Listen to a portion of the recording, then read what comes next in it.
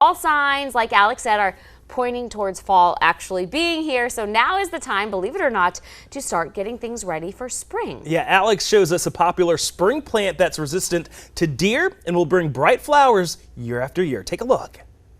Now's the time to start planting for spring. Yeah, I didn't get my seasons confused. Fall is a really great time to start planting things for your spring garden. One plant that does really great in the spring, even late winter, are daffodils. So they're gonna have a great place in this deer-resistant part of Gandy's garden, hopefully adding a little bit of color for some of those early pollinators in late winter and early spring to pollinate some of the other edible plants that are in the garden. And this is the time of the year to plant them. You'll find the bulbs in the store now. You want to plant these late in the season so that way they don't get confused and start rooting or start sprouting early. So it's really important that you don't plant these before late October-ish. You want the ground to be a little bit cooler.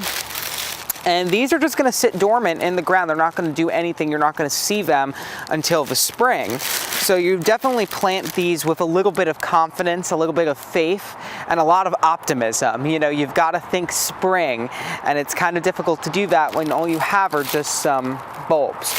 Well, first we're just going to take these out of the bag, and then I'm just going to spread these bulbs apart. I want them to be somewhat close together because I'm sure that there will be some animals throughout the winter that try and dig a couple of these bulbs up. These dried up root fragments will let you know when the bulb is facing up. You want the roots to face down. I'm going to dig a hole and plant about 2 bulbs in each one. But I'd rather them be close together and really get that beautiful display. These daffodils will only bloom for a short period of time in the spring, and that's it.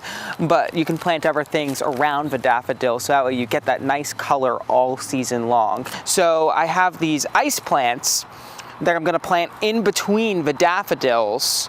It doesn't look like much now, but come spring, it's going to be a lot of fun to see these sprout.